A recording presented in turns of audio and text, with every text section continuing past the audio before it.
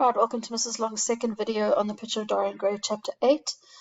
We pick up in the middle of the chapter where Dorian has had a reaction to the news of Sybils' death, and now Lord Henry is starting to be more and more vocal about his take on it. So he says to Dorian, if you'd married this girl, you would have been wretched. Of course, you would have been kind to her.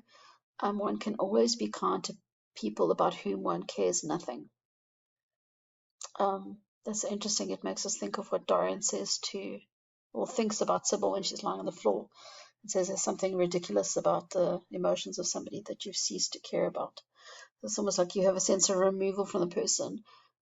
You don't have an emotional investment in them if you don't care about them. Then he says that to say nothing about the social mistake, which would have been abject, which of course I would not have allowed, but I assure you in any case the whole thing would have been an absolute failure. And so he's obviously trying to make Dorian feel better now about Sybil being dead, because Dorian has expressed the fact now he can't do what he wanted to do, and now he's in danger. Of course, Lord Henry doesn't know about the painting. Dorian says, I thought it was my duty. It's not my fault this terrible tragedy has prevented my doing what was right. And you'll remember in the previous video, he also says that she's now been selfish because she's deprived him of the opportunity to do what's right. So he's again making it her fault, reflecting the blame onto somebody else. Harry, cried Dorian Gray, why is it that I cannot feel this tragedy as much as I want to? You don't think I'm heartless? I don't think I'm heartless, do you? Of course, Lord Henry is going to tell Dorian exactly what he wants to hear. Dorian says, I'm glad you don't think I'm heartless. I'm nothing of the kind, and yet I must admit that this thing that has happened does not affect me as it should. It seems to me to be simply like a wonderful ending to a wonderful play, a tragedy in which I took a great part, but in which I have not been wounded. So Dorian now feels a growing sense of removal, and he had that initial emotional outburst as one would expect, but is able to very quickly reconcile and remove himself from the situation and observe it almost as somebody who was not part of it, and looks at it as if it was some sort of great ending to a tragic play. Now, if we think about it, it's not surprising that Dorian can so easily reconcile that, because he didn't really see Sybil as a person. He saw her as a character in all of these plays. Remember, he said one night she's Ophelia, then she's Juliet, then she's Desdemona. When is she Sybil Vane, says Henry. Never, says Dorian. So it's not surprising that he can remove himself and feel as little for her as you do for a character who you know isn't really dead. It's just a story.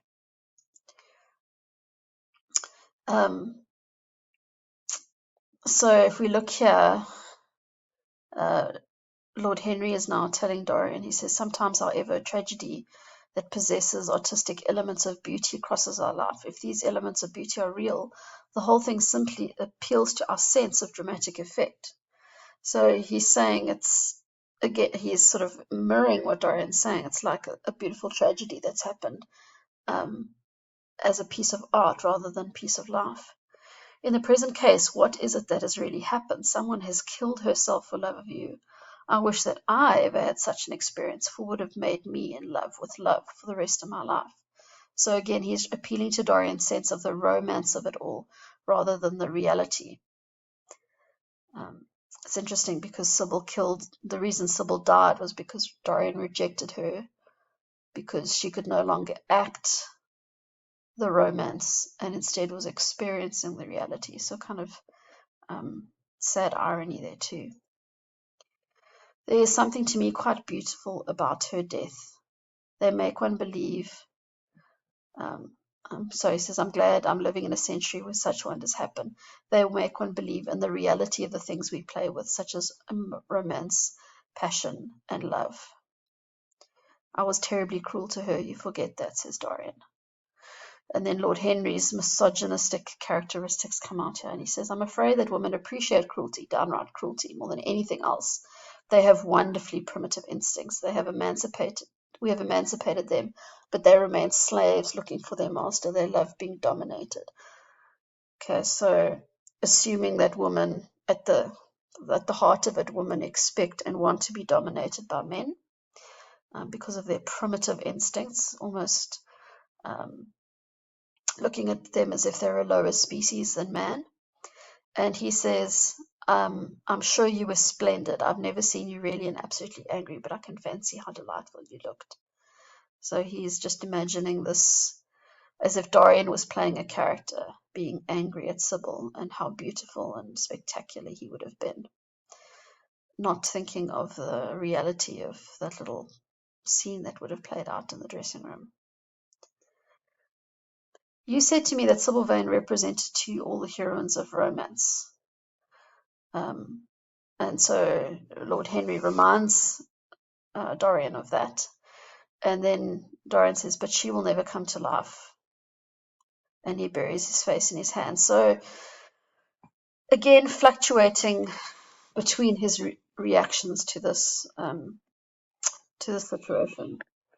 No, she will never come to life, says Lord Henry. She's played her last part, but you must think of that lonely death in the tawdry dressing room simply as a strange, lurid fragment from some Jacobean tragedy. The girl never really lived, and so she's never really died. The moment she touched actual life, she marred it. So he's referring there to the fact that she wasn't a real person to Dorian. She wasn't a real person to Henry. She's lower than them, and so they don't need to feel her loss as acutely. She was an idea of a person more than a person. So he's definitely not acknowledging her humanity. She marred life because when she acted or ceased to act beautifully and became a real person, she lost all her gloss. Mourn for Ophelia, put ashes on your head because Cordelia was strangled, cried against him, and because the daughter of Brabantio died. That's a reference to Desdemona in Othello. But don't waste your tears over Sybil Vane. She was less real than they are. Now, again, we've got to stop and ask ourselves, if Dorian was truly pure and innocent and completely at Lord Henry's mercy, wouldn't the bit of his goodness win over and disagree with what Lord Henry has said? So there must have been something in Dorian, and he's expressed it himself. He doesn't feel it as he should. There's something in Dorian that is innately there, that is able to buy into what Lord Henry is saying. So he says, you've explained me to myself. And so we definitely get the sense that Lord Henry's told Dorian what he wants to hear and has given him an excuse not to feel this and not to let it ruin him, as it could. In the next chapter, we see how Basil assumes how he would have reacted in the situation, and is quite taken aback by Dorian's lack of feeling for what has occurred. I felt all that you have said, but somehow I was afraid of it, and I could not express it to myself. So in other words, Henry has given him sort of given what he felt credence, and has allowed him to express these things which are not so okay to really say.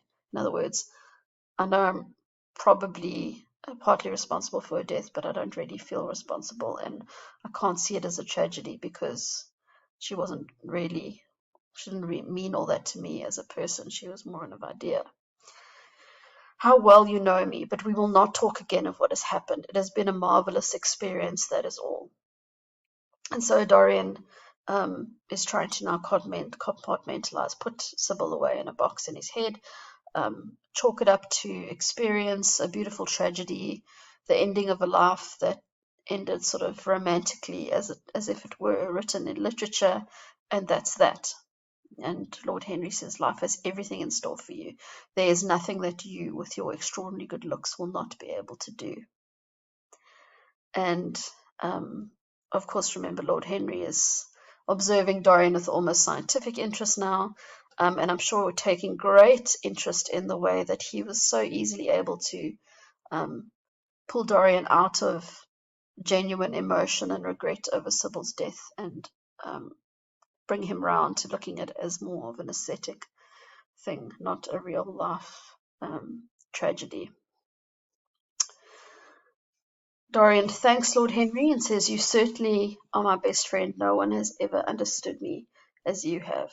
"We're only at the beginning of our friendship," answers Lord Henry, and then leaves and says, "I will see you tonight." Now, once Lord Henry leaves, Dorian rushes back to the screen, and now we have the kind of opposite, the sort of parallel but opposite reaction as he looks at the painting as he did the previous evening. So he recognizes that in the painting there's no further change. It had received the news of Sybil Vane's death before he had known it of himself. The vicious cruelty that had marred the fine lines of the mouth had, no doubt, appeared at the very moment the girl had drunk the poison, whatever it was. He wondered and hoped that some day he could see the change taking place before his eyes, shuddering as he hoped it. Now he's dealing with this sort of morbid curiosity as to how this painting actually works, because it clearly knew about what had happened before he even did. Then he thinks back to the romance of Sybil's death. How had she played that dreadful scene? Had she cursed him as she died? No, she died for love of him, and love would always be a sacrament to him now. She had atoned for everything by the sacrifice she'd made of her life. How could he would not think any more of what she'd made him go through on that horrible night at the theatre. Again, what she had made him go through, not what she had experienced. When he thought of her, it would be as a wonderfully tragic figure sent onto the world stage to show the supreme reality of love. Look at this definite blurring between romance, tragedy, and the actual reality. So he's able to paint her death as a romantic picture, and her death is almost, well, he says she's atoned for him, so she needs to feel no guilt, because her death has almost absolved him of any guilt. She's made the sacrifice. He felt the time had really come for making his choice, or had his choice already been made? I've said again the crossroads. Yes, life had decided that for him. Eternal youth, infinite passion, pleasures subtle and secret, wild joys and wilder sins. He was to have all these. The portrait was to bear the burden of his shame. That was all. And so he's now decided that he's going to just completely throw himself headlong into a life of hedonistic passion, do whatever he wants, and let the portrait suffer. For a moment, he thinks momentarily of praying that the horrible sympathy that exists between him and the picture might cease. And yet, who that knew anything about life would surrender the chance of remaining always young, however fantastic that chance might be, or what fateful consequences it might be fraught? So he cannot resist. If the painting is actually going to change, that means he is going to retain his youth and beauty, which has become everything to him. So why would he want for that to end? If the picture was to alter, it was to alter, that was all. Why inquire too closely about it? In fact, there'd be a real pleasure in watching it. He would be able to follow his mind into its secret places. It would be to him the most magical of mirrors, as it had revealed to him his own body, and it showed him his beauty, so it would reveal to him his own soul. And so he now decides that this painting is, yes, it's going to be a visible symbol, but no longer a visible symbol of conscience, but almost a visible symbol of everything that he's going to be allowed to get away with. And the most important thing, in fact, the last line of this extract, that was everything, is that not one blossom of his loveliness would fade, not one pulse of his life would weaken. Like the gods of the Greeks, he would be strong and fleet and joyous. What did it matter what happened to the colored image on the canvas? He would be safe. And that was everything. So Dorian has gone through a real roller coaster of reactions to the painting changing, from disgust, wanting to be good, wanting to resist Lord Henry, to news of Sybil's death, almost a sort of acceptance of what the painting could be to him, realizing he doesn't feel all that bad for it, and rather throwing himself headlong into his hedonistic passions and allowing the painting to age instead of him.